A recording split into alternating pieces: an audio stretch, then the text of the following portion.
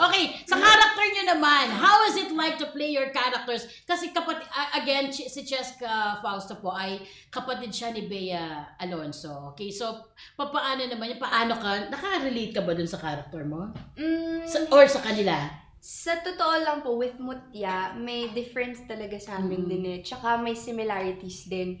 So, I would say nakaka-relate ako sa pagka-family-oriented niya, sa pag-look up niya sa ate niya. Kasi I look up to din sa some people in my life na parang ganun na talagang die-hard talaga ako.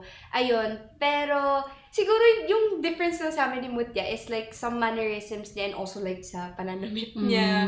Ayun. And Yun ang siguro different. like sa hairs, na ganun. Oo nga. Opo. Kasi parang medyo conservative ka doon. Yeah. Yung itsura mo, di ba? Opo. Pero sa personal, guys, pag nakita, para siyang si Miss, parang pwedeng maging beauty pageant.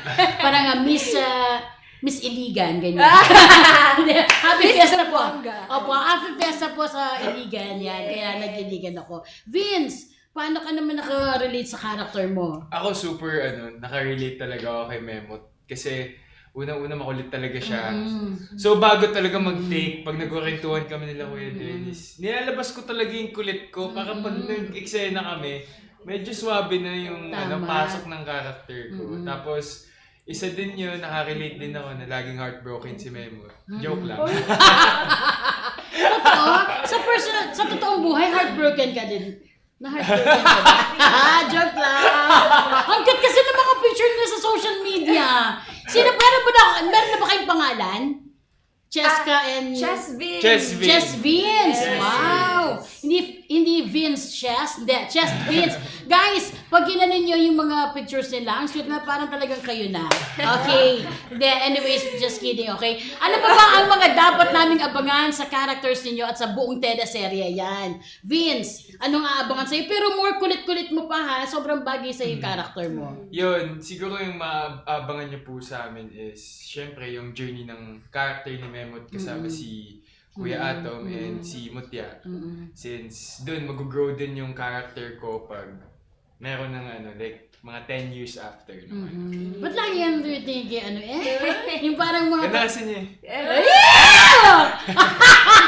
Hindi, yung mga parang mga sagot niya, yung mga assurance kay lagi. Cheska, do you like her? Ay,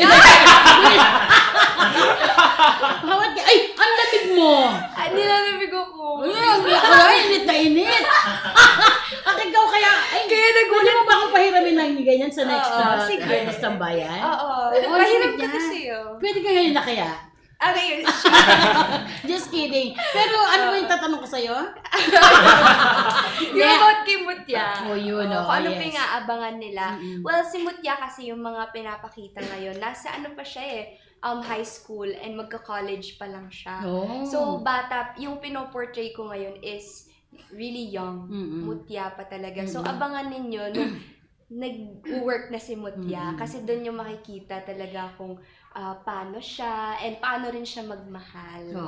Oo. So, makikita niyo yan. Kaya nagpa-short hair ako Actually, extensions Ay, ko. oo, hindi halata. Pero Yes. short, ayan, abangan niyo yan.